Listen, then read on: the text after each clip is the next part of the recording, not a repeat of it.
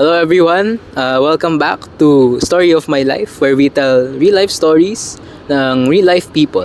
I am your host, DJ, and together with me is a very special guest. He will be introducing himself now, no? So, pare, can you introduce yourself? Hello, ako si Nate and from QC. So, nung sa backstage, he really told us a very good story. So gusto namin pakita yung story na yon sa inyo. So, Nate, can you please tell the story yourself? Noon, naniniwala akong hindi totoo yung Diyos. Lumaki akong walang tatay. Ang tanging umaalaga lang sa akin si mama.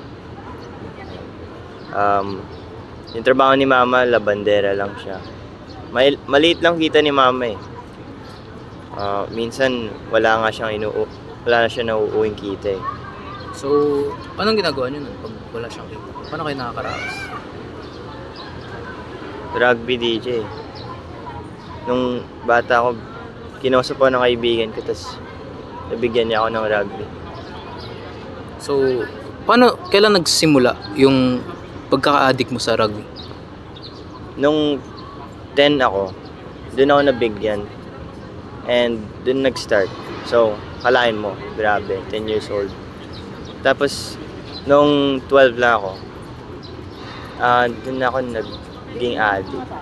Nagpatong-patong ang problema namin noon.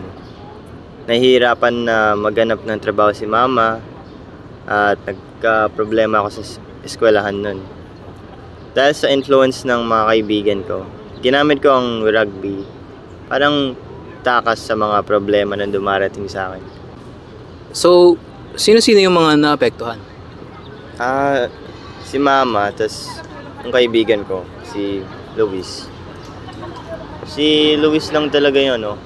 Natatangi kong kaibigan kahit na nagre-rugby pa ako. And dahil sa rugby, parang nasira ko yung friendship namin. So, nasira yung relationship mo sa kaibigan mo.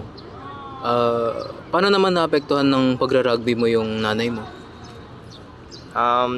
Yung time na yun, under ako ng influence sa mga kaibigan ko. And dumating na time na huli ako ni mama.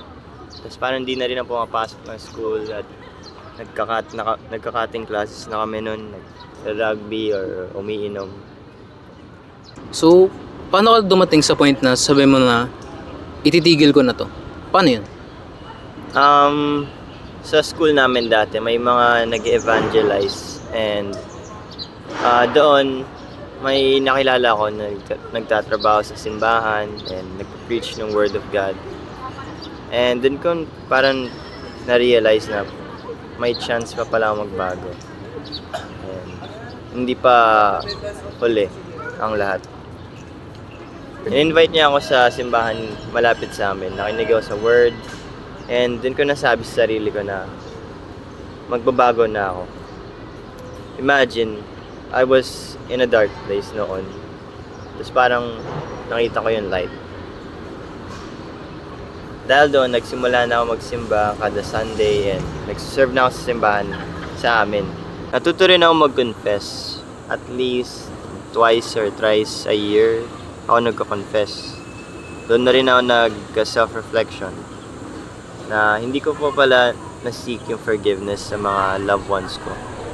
After kong push yung sarili ko na magbago, nakita ko si Luis sa school. Nag-usap kami ng onte and nagkaayos kami. Natutunan ko kasi na forgiveness is something na hindi mo lang hinihingi, pero binibigay mo din.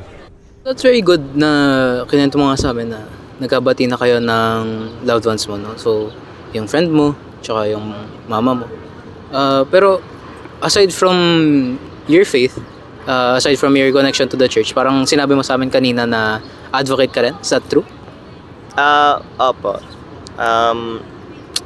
Since alam ko yung feeling na maging addict or nanggaling ako dun sa phase, nag-join ako na advocacy para makatulong rin dun sa mga na-addict sa either kung drugs man yan or rugby, para matulong magbago yung buhay nila at mapalapit sila sa Lord.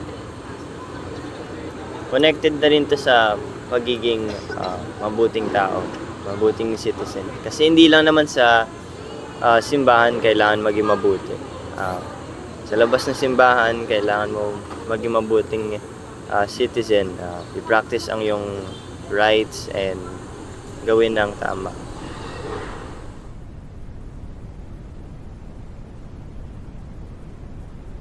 So, before we end, anong gusto mong sabihin sa mga same ng situation mo? So, ang gusto kong sabihin ay may hope pa. Alam ni God kung ano yung nararanasan mo. Matutulungan ka niya and He will lead you to a better path. So, your story mo talaga, it's very, very inspiring, no? So, I hope na lahat tayo, we have the capacity na rin to change and to believe na kaya nating magbago. That's it for our episode today. Maraming salamat po sa lahat ng manonood at maraming salamat din sa iyo, Nate, sa pagpunta. Yan. Sa pagpunta sa ating interview today. Thank you for watching, everyone, and see you on the next episode. Bye!